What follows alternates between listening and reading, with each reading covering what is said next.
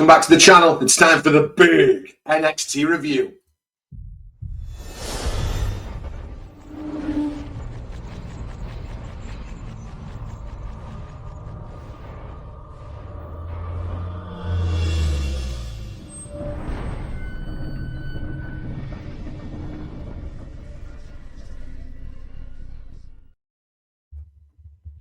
Hey, it's Scott Barratt and welcome back to the big truth. This is the big NXT review. And this week, Ricky Starks just flipped the game on its head with a massive title win. Darkstate put half the roster on notice, and the road to Stand and Deliver is officially heating up. No filter, just fire. Let's get straight to it. I'm excited about this one, guys. Hopefully you can tell. What do I need to tell you? Well, Ricky Saints wins gold, I suppose, is the only place to start, isn't it? So Ricky bought it in his first title match versus Shawn Spears. Loads and loads of history between these two. Clean crowd energy, tight storytelling. Even with the Cullins antics, Ricky survived and thrived. And in a huge post-match attack by Ethan Page, Stand and Deliver match incoming, Ricky Saints, new champ, and on to this feud with Ethan Page. Shawn Spears, 28-day transitional champion. I'm okay with it. Ricky Saints, future face of the mid-card. I think so. So big moment. It felt earned. Ricky's rise is one of the best stories in NXT right now, happening really quickly. And yeah, I'm okay with it. I'm absolutely okay with it. What else do I want to talk about? Well, I suppose chapter 2 was Darkstate, wrecking Trick and company. So Femi, Trick Williams, and Javon Evans cut a sharp promo war leading to that triple threat announcement for Stand and Deliver. It's finally been made official. We're getting what we wanted. We are getting Trick Williams, Femi, Javon Evans for the NXT Championship. And then blackout. Darkstate attacks everyone. Trick gets launched with a 4-man powerbomb. Wild, absolutely wild. These boys are legit, former footballers, wrestlers, all with attitude. I'm here for it. Yeah, I'm absolutely here for it. This is how you build new stars for me. It's been a slow start for the Darkstate, but this week was it. Felt vicious, mysterious, fast. It was good. Yeah, really good. This week was the week for Darkstate, and I'm really happy with that. What did you think? Let us know in the comments below. We're on the road to 1,000 subscribers on YouTube, so please, it's free. Like the video, subscribe to the channel, share it with your wrestling friends. We're trying to build a community here, and we've got loads of content coming at you constantly on The Burning Truth.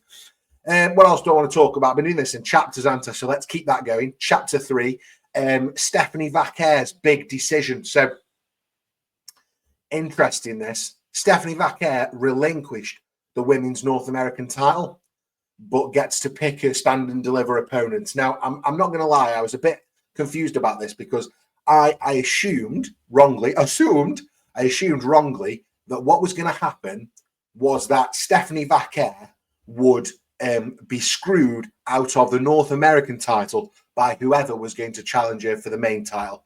That's just where I thought the story was going to tell the truth. And that hasn't happened. Her and Ava, so Stephanie Vacquer and Ava were in the ring, decided to relinquish the North American Championship as long as Vacquer got to pick her opponent for Stand and Deliver.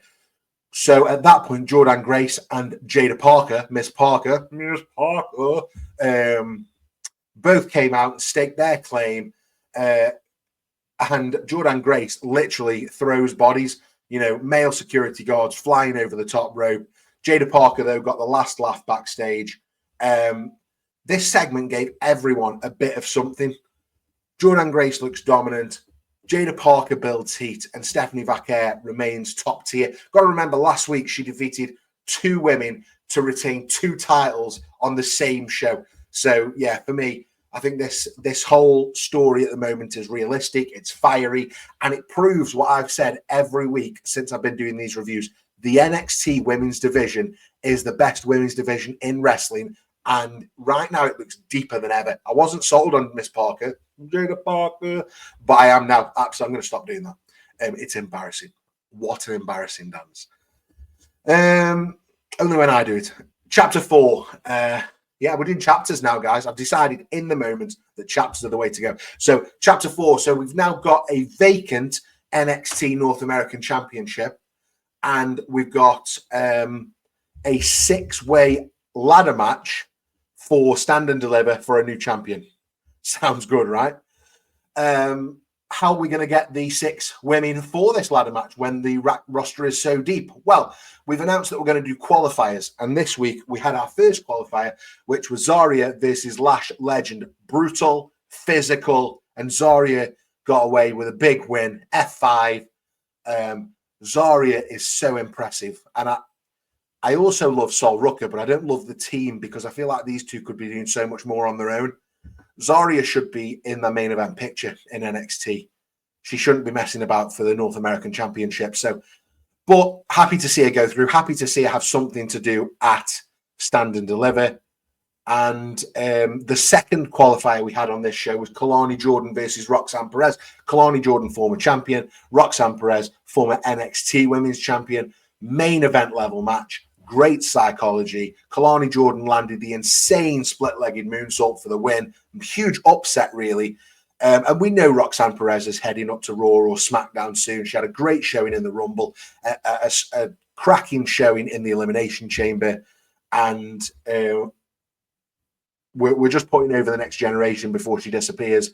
But Kalani Jordan and Zarya are the MVPs of this ladder match story so far. And I'm here for it. So again, huge match potentially coming for Stand and Deliver. If we get the right 6 women in there, early signs are we're absolutely going to do that.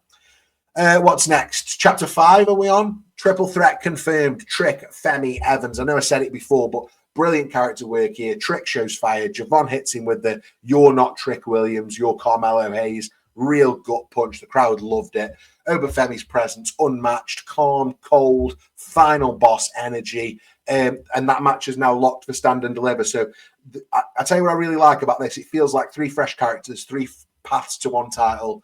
It's going to be a bang. I'm not sure why I went back to that in my notes, but I think just to call it out that actually the match has been signed and is official. And I think I'm loving it. Oh, that's a really good coffee. Chapter 6, undercard chaos and comedic misfires. So Tony D'Angelo's crew, the family, they're doing a good job backstage of laying out Darkstate's backstory, and they're doing a really good job of that. Loads of history and probably what we needed as an audience, just a bit of information on him. And it was done really well in the form of a family meeting backstage, round a table, pulling out the profiles. This is who this guy is. This is who this guy is. This is what our strategy going forward. Sports, attitude, mystery. Yeah, really enjoyed that segment. I would give that a 5 out of 5 bangers just for that segment. I thought it was really, really clever the way they gave us that much exposition in one segment that didn't even include them. So yeah, I was really happy with that. Hank and Tank dressing like Pretty Deadly backstage. It was comedy. For me, the momentum's totally gone. Hank and Tank, I'm not buying it. I don't get it. I don't enjoy when they're on the show. We need to do something different with Hank and Tank very quickly, or I'm going to lose my mind with them. And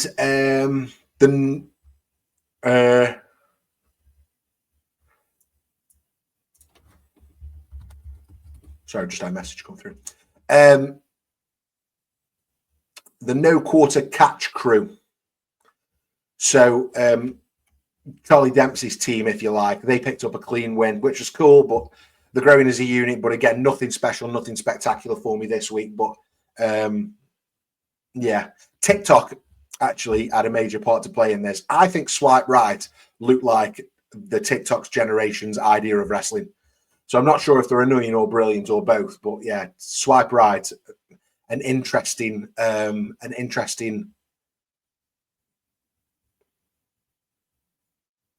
gimmick. We'll see how it goes. Okay, final chapter, Burning Truth. 3 great things from this week. Ricky Saints title win, big moment, felt earned, really enjoyed it. Kalani Jordan versus Roxanne Perez, a clinic, main event level. Kalani is ready. That match was brilliant. Go and watch it if you haven't already. Darkstate's dominance, so they feel like they're starting to gain momentum now. So really enjoyed that this week. So here comes Darkstate. I'll be honest, hands up, if you can see him. I've been a little bit, I said it before, I've been a little bit underwhelmed. This week was better, so let's see where they go. And then a couple of weaker points from this week's episode. Hank and Tank in half tops. Just Hank and Tank in general. Yeah, nah, not feeling it. And although Ricky Saints title win was really, really well deserved and a great moment, big moment, and it felt good.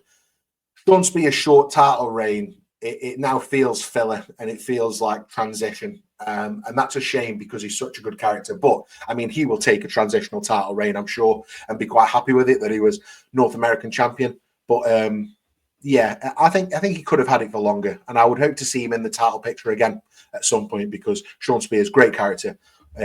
Much preferred his Ty Dillinger work, but also enjoying this gimmick. And yeah, great character on TV, so I like him. Confirmed for next week, what have we got? Femi, Trick Williams, Javon Evans versus Darkstate in a trios match, or as we call it in the WWE, a 6-man tag. What else we got? Jordan Grace versus Jada Parker. Ooh, grudge match and potential title implications. So we've got that.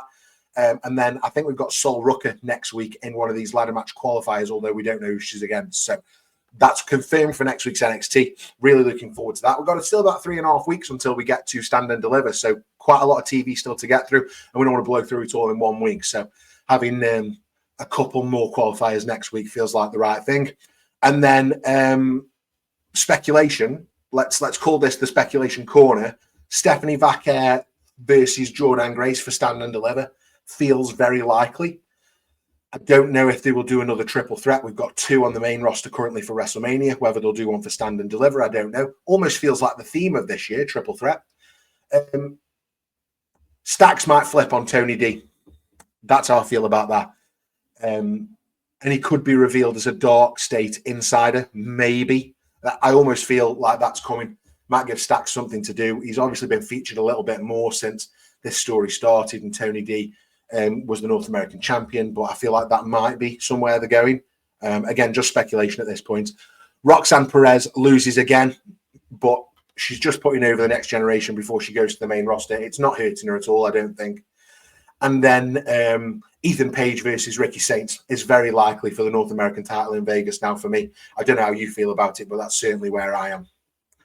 And I suppose that's it for the Burning Truth for the big NXT review for the 1st of April. Ricky Saints reigns, Trick takes a hit, and Darkstate means business. If you're as hyped for Stand and Deliver as I am, again, it's free to do. So please, please, please, please, please, please, please hit that like button, subscribe, share with your friends, drop a comment. Let me know what you think of some of that stuff I've been talking about. I'd be really interested to see who you think is going to be the next Women's North American Champion, who you think is going to win that huge triple threat match at Stand and Deliver, and what you think Darkstate's future is. We are charging towards that 1,000 subscriber goal on the Burning Truth. We'd love you to come along for the ride. Thanks for watching the big NXT review, and I will catch you next time. Excelsior.